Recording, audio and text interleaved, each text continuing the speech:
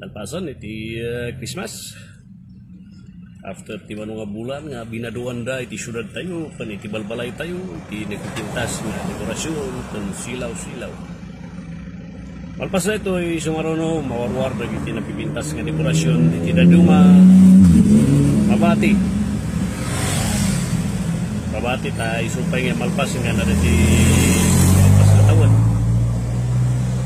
Namsapay ko kada tayo nga nakiti Diyos, ang agapusta nalpasan iti may isang okasyon nga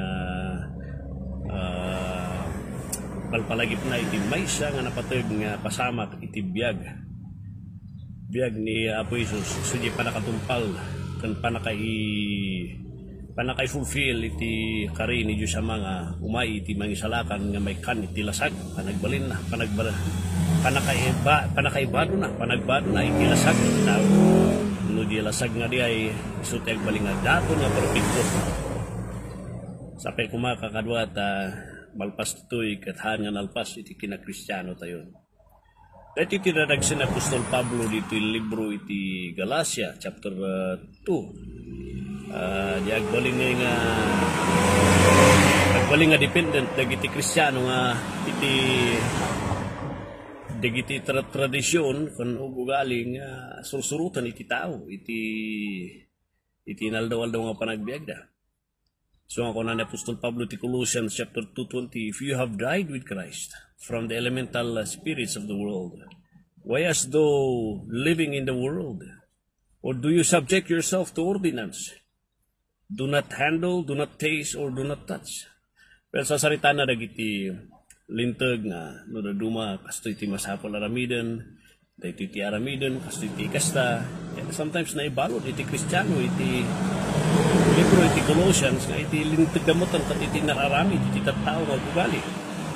Well ano dagiti ugali kang tradisyon nga nararamid iti lubong iti tattao dagiti ugali iti Christmas malpas dito adamanan di ko na da nga three kings uldohan nga talo nga kings di ay maramdamadan tumanan jay Holy Week and so on nga nagadu nga nararamid nga ordinansa iti tao.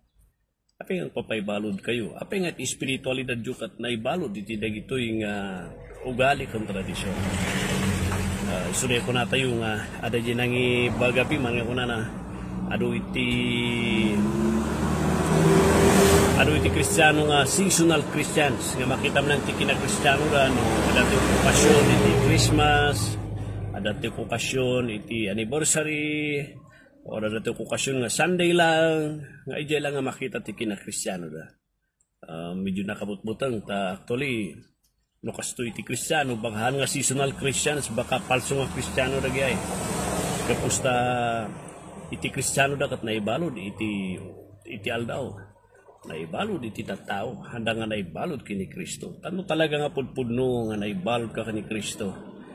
Awan iti panag ada ti bain panatayo nga nagsubli iti kinadatos.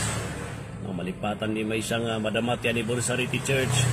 Nabayag dagiti nga babakat nga membro din madamdama ada iti may isang bakat nga nabayag nga Kristiyano diay nga member diay apan napansin ko napamo na apay nakanda nga napansin niya but napansin ko nga basta mga la iti serva na ipanagigid iti four corners iti chapel iti building kung nakano ibati na lang ibati na lang inyo ipanadag iti anak na niya apanamot gayam iyatag igid tano dagimbangan dagahan nga makita so kung nakat dagito iti Kristiyano nga kung nato yung Kristiyano takanayon da nga every Sunday katupumay but actually handa nga nawaya-wayaan kini Kristo.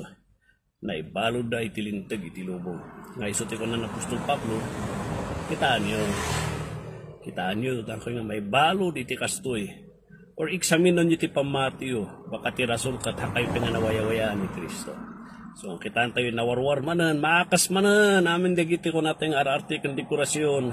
Siguro ko natin na duma, next year ito nga akasan tayo supay nga ararte kang silaw-silaw na rin dito nga Disimbre.